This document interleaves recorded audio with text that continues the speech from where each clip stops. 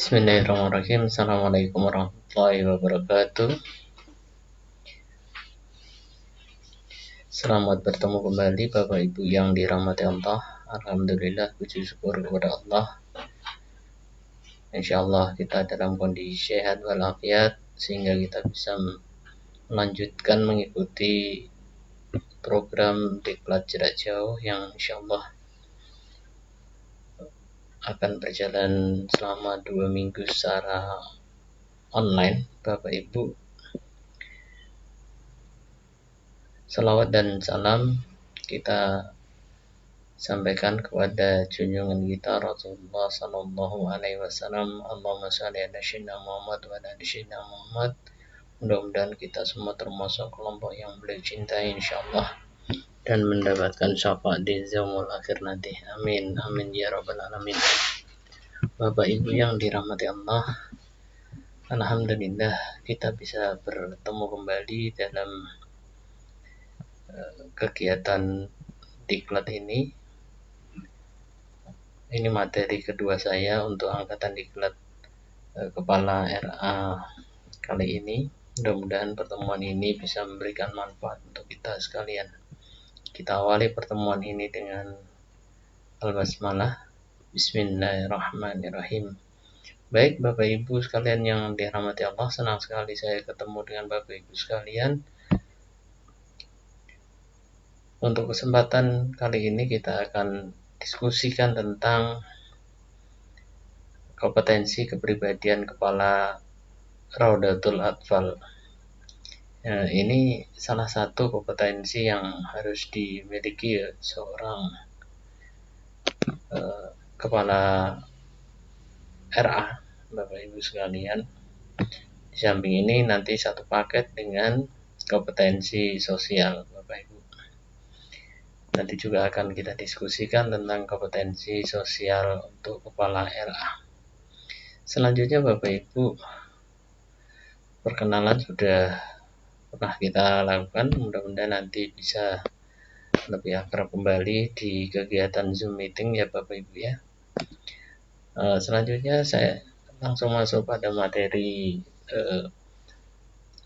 kompetensi kepribadian. Kita awali dengan tren teori kepemimpinan Bapak Ibu. Sebagaimana yang pernah saya sampaikan kepada Bapak Ibu sekalian tentang kepemimpinan perubahan pada kesempatan yang lalu,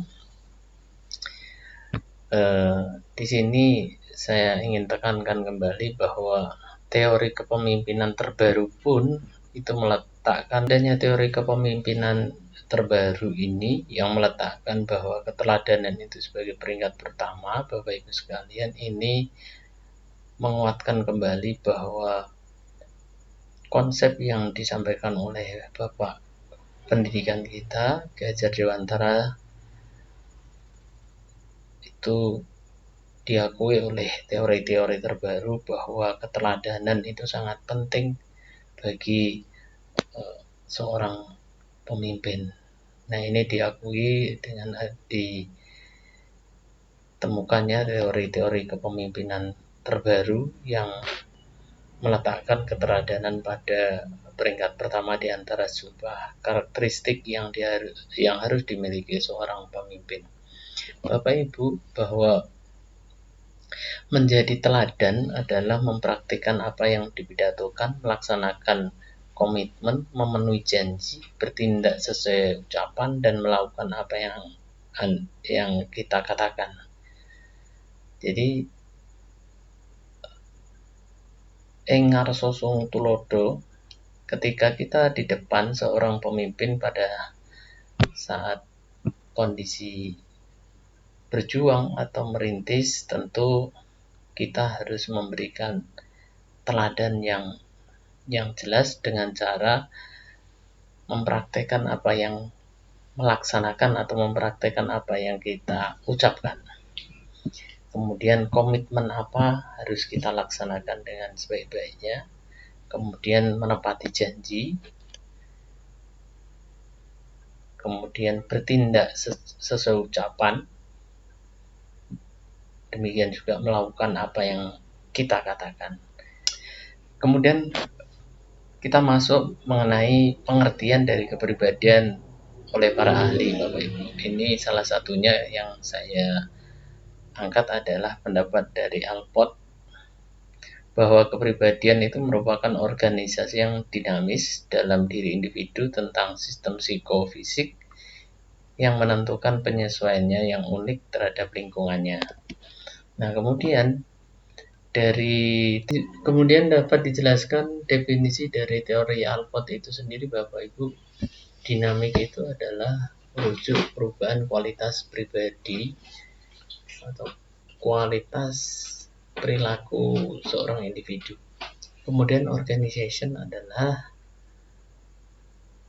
penekanan pada pemulaan bagian struktur kepribadian yang independen. Kemudian psikophysical system yang terdiri dari kebiasaan, sikap, emosi, motif, keyakinan yang semuanya merupakan aspek psikis. Determine yang menunjukkan pada peranan motivasional sistem psikofisik. Kemudian unik yang merujuk pada keunikan atau keragaman tingkah laku individu sebagai ekspresi dari pola sistem psikofisiknya, Bapak Ibu. Kemudian mengapa kompetensi kepribadian penting? Nah, ini yang perlu kita letakkan pemahaman kita sekalian, Bapak Ibu. Kita semakan persepsi kita. Kenapa kompetensi ini penting bagi kita sekalian? Kepribadian menjadi landasan bagi kepemimpinan karena kepribadian merupakan serangkaian karakteristik yang dinamis dan terorganisasi yang dimiliki oleh seorang pemimpin secara unik, mempengaruhi kognisi, motivasi, tingkah laku kepemimpinan orang tersebut. Nah, selanjutnya Bapak Ibu, pembentukan kepribadian merupakan proses panjang seiring dengan perjalanan kehidupan seseorang. Jadi kepribadian seseorang tentunya ini dipengaruhi oleh proses panjang perjalanan kehidupan orang tersebut. Nah, sehingga kita Bapak Ibu memiliki tentunya kepribadian yang berbeda-beda karena kita juga mengalami perjalanan kehidupan yang tentunya berbeda. Selanjutnya, nah, kompetensi kepribadian sendiri Bapak Ibu merupakan salah satu dari beberapa kompetensi kepala sekolah atau kepala RA.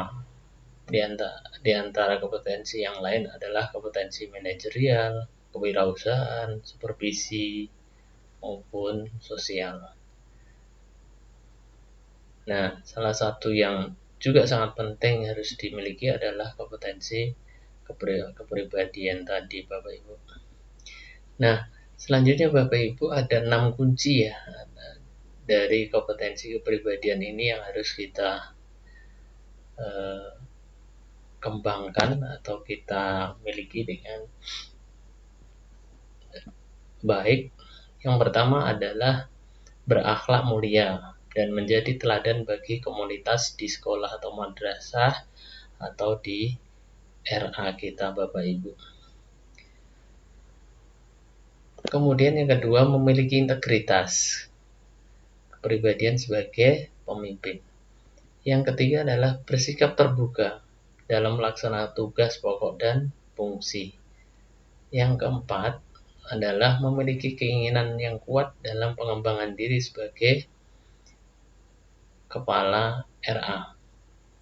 Yang kelima, mengendalikan diri dalam menghadapi masalah dalam pekerjaan sebagai kepala RA. Yang terakhir Bapak Ibu, yang keenam adalah memiliki bakat dan minat jabatan sebagai pemimpin pendidikan. Nah, jadi ada 6 kunci Bapak Ibu yang harus dikembangkan dari kompetensi kepribadian yang kita bahas tadi, yaitu keteladanan, integritas, transparansi, pengembangan diri, pengendalian diri, kepemimpinan pendidikan. Nah, kemudian Bapak Ibu, keteladanan berpengaruh terhadap keefektifan kepemimpinan kepala madrasah atau kepala RA. Teori kepemimpinan transformasional, sebuah temuan baru dalam perkembangan teori kepemimpinan, meletakkan keteladanan pada peringkat pertama. Ini yang kita bahas di awal tadi, Bapak Ibu. Ada 4 ACE, istilahnya, sebagai komponen yang mencirikan pemimpin transformasional. Yang pertama, idealis influence. Ini pemimpin yang berkarisma, istilahnya. Kemudian inspirational motivation, ini sebagai inspirasi dan motivasi bagi bawahannya. Kemudian intellectual inspiration, cerdas,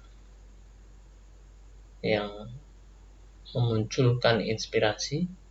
Kemudian individual consideration, menguasai atau memahami bawahannya sehingga dalam memutuskan suatu kebijakan memiliki pertimbangan yang cukup. Selanjutnya, Bapak Ibu, ada 2 langkah penting agar keteladanan kita itu efektif.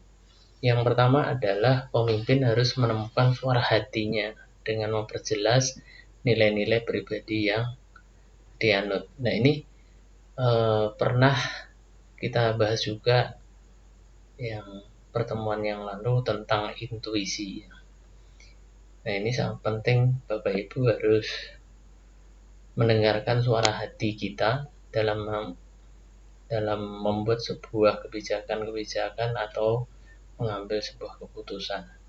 Kemudian yang kedua adalah pemimpin memberi contoh dengan cara menyelaraskan tindakan dengan nilai-nilai bersama. Jadi 2 langkah penting ini akan memudahkan kita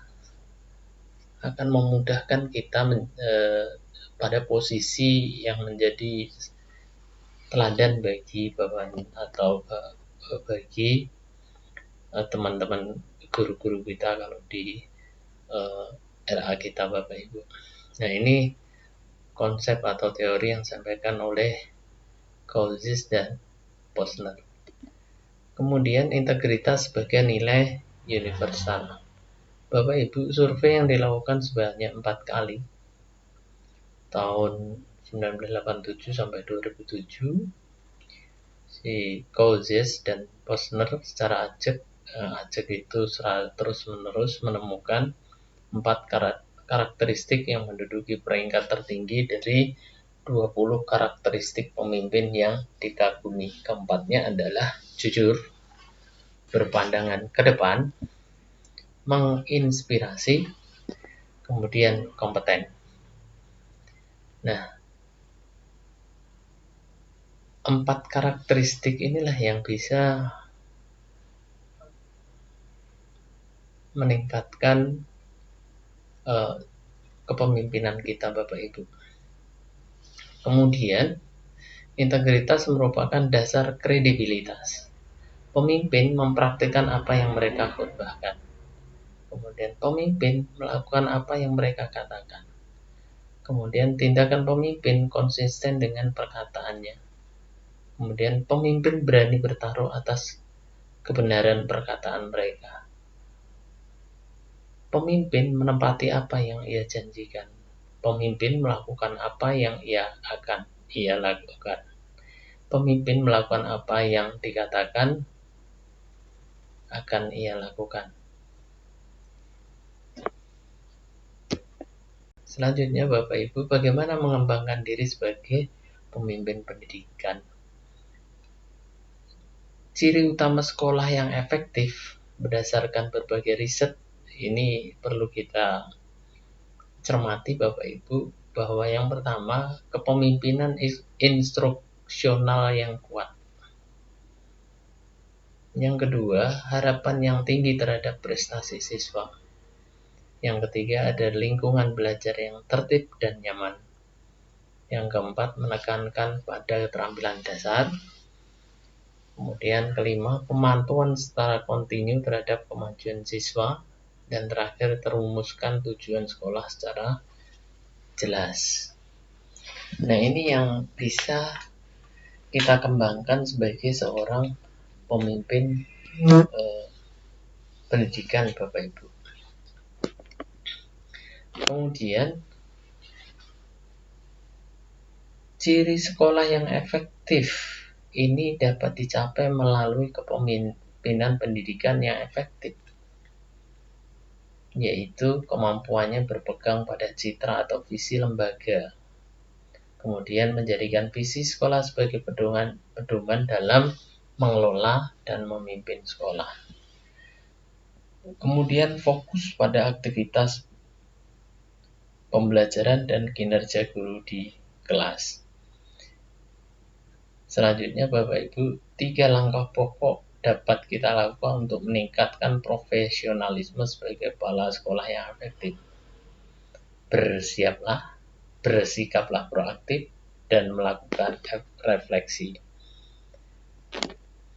Bersiaplah ini sebagai perencanaan, bersikaplah proaktif ini sebagai pelaksanaan, kemudian lakukan refleksi ini sebagai evaluasi. Baik, demikianlah diskusi kali ini yang bisa. Mudah-mudahan memberikan manfaat untuk kita sekalian. Assalamualaikum warahmatullahi wabarakatuh.